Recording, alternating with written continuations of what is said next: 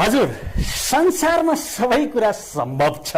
नेपोलियनले भने कि असम्भव भन्ने मूर्खहरूको डिक्सनरीमा शब्दकोशमा मात्रै पाइन्छ, ती कमजोरहरूको शब्दकोशमा मात्रै पाइन्छ। मेरो शब्दकोशमा मेरो नेपोलियन बोनापार्ट यो उनी आफैमा एउटा सामान्य किसानको एउटा गाउँले केटो राजा बने, सम्राट बने।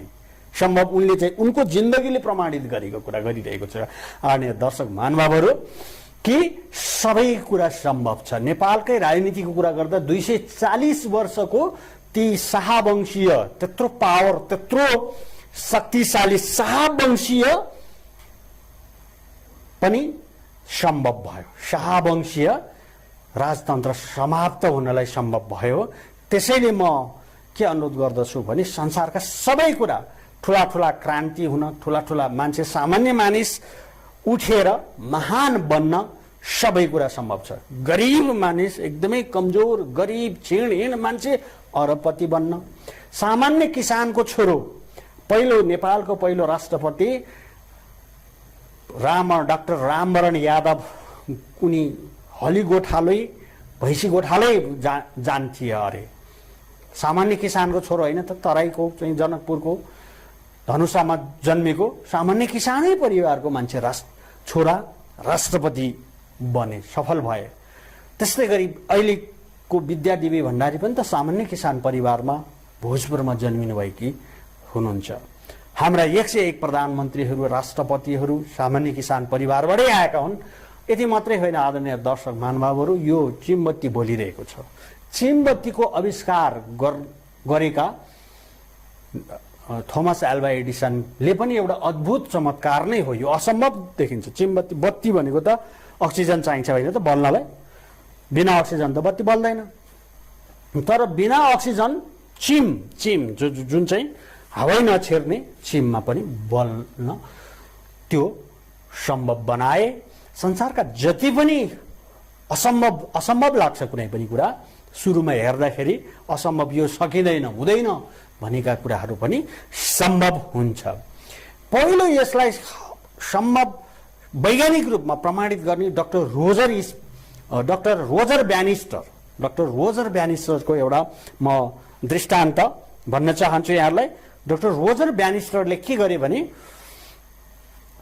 4 मिनटमा 1 माइल दूरी पार गर्न वैज्ञानिक रूपमा फोक्सोको हिसाबले, स्वास्थ्यको हिसाबले कुनै पनि स्वस्थ मानिसले 4 मिनटमा यो पार गर्न सक्दैन। भनेको 4 मिनटमा 1 माइल दूरी पार गर्न सक्दैन। झन्डै 700 किलोमिटर हुन्छ 1 माइल भनेको, त्यो पार गर्न सक्दैन। यो वैज्ञानिक रूपमा अक्सिजन फोक्सो, उसको मुटुले काम गर्नुपर्ने फिजिकल्ली। 1954 मा उनले 3 मिनट 59 सेकेन्डमा पार गर्दै, 3 मिनट 59 मा च्यालेन्ज दिए। 4 मिनट भन्दा यो त सम्भवै छैन वैज्ञानिक रूपमा। त्यसपछिका दिनहरूमा त झन् उनले गरिसकेपछि अहिले पछिल्लो लेटेस्ट मैले जहाँसम्म थाहा पाएको छ 3 मिनट 34 सेकेन्डमा हजारौं मानिसले सगरमाथै चढ्नका लागि पनि सम्भव मानिँदैन अक्सिजनको हिसाबले। सगरमाथा हजारौं मानिसले सगरमाथा चढिसकेका छन्। त्यस्तै गरी 48 घण्टा भन्दा बढी लगातार निन्द्रामा नबसिकन बस्नु पनि रिस्क मानिन्छ। हामीले चाहिँ 4 रात 48 होइन 90 घण्टा बोलेर रेकर्ड राख्यौं।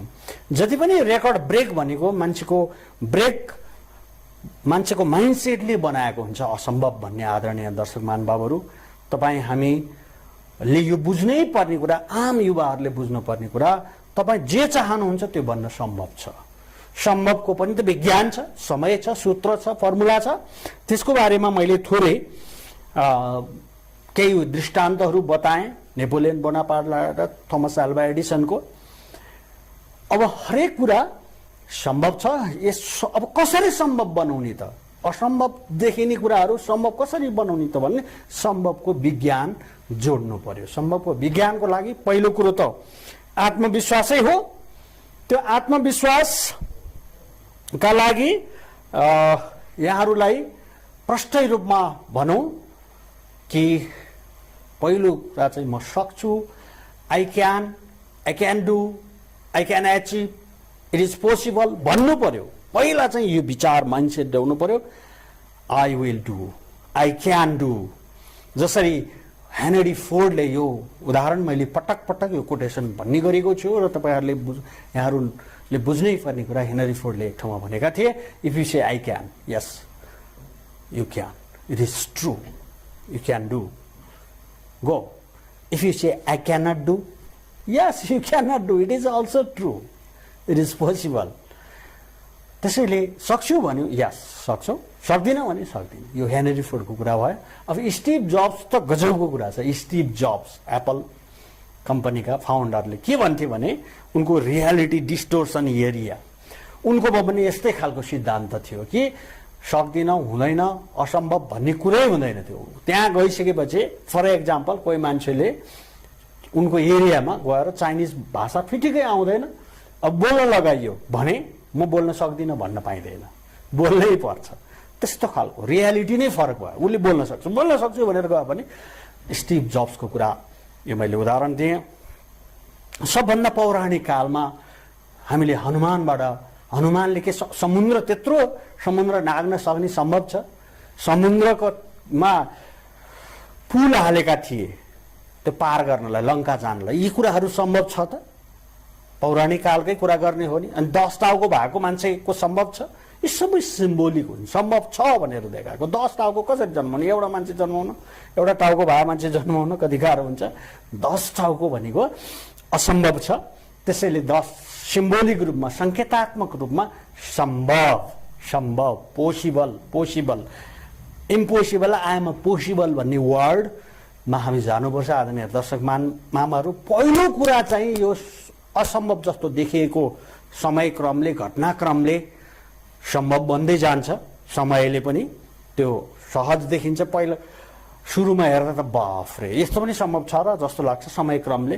त्यो समयक्रमसँगै के हुनु पर्यो, त्यसको चाहिँ गर्न सक्ने, व्यक्तिगत रूपमा भन्नुपर्दा चाहिँ गर्न सक्ने, गर्न सक्छु, हुन्छ भनेर पहिलो आधार भयो। त्यसका लागि चाहिँ त्यो बाटोमा, जस्तो सगरमाथा चढ्नका लागि त्यत्तिकै अभ्यास त चाहियो।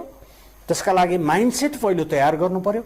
त्यहाँ सगरमाथा सामान्य हात खुट्टा भएको हेल्दी मान्छेले त सक्छ। यदि मात्रै होइन, आम्दानी दर्शक महानुभावहरू जसको दुईटै खुट्टा चाहिँ छैन, त्यस्ता मानिसहरूले पनि गर्न सकेका छन्। जस्तो हात नभएर पनि महान लेखिका बनेका झमककुमारी घिमिरेको उदाहरण, यस्ता थुप्रै जसको धेरै शारीरिक रूपमा अशक्त भए पनि जे पनि गर्न सकेका उदाहरणहरू थुप्रै छन्। त्यस्तो भावना गरौँ, यसलाई अलिकति गहिराइमा हेरौँ। के सम्भव छ, मैले के गर्न सक्छु, किन सम्भव असम्भव जस्ता देखिएको कुराहरू सम्भव भए भनेर त्यसको पछाडिका रिसर्चहरू खोजौँ, त्यसको पछाडिका विज्ञानहरू खोजौँ। पहिलो कुरा त माइन्डसेट तयार गरौँ भन्दै सबै कुरा सम्भव छ। हामी गरिबीबाट धनी बन्न, असफलताबाट सफल बन्न, कमजोर र बुद्धिहीनबाट बुद्धिमान बन्न, अनि क्षीणहीन शरीर रोगीबाट एकदमै हेल्दी बन्न, अनि कमजोरबाट शक्तिशाली बन्न, यो सबै सम्भव छ। यसका लागि विज्ञानहरू बुझ्दै भिडियोहरू अन्य हेर्दै गर्नुहोला। आएर हेरिदिनु भयो। म अनन्त राम केसी यहाँहरूलाई के आग्रह गर्छु भने यो व्यापक अन्तमा पनि पुगोस्, सेयर गरिदिनु हुन विनम्रता साथ अनुरोध गर्दै अहिले भने यहाँहरूबाट बिदा चाहन्छु। धन्यवाद।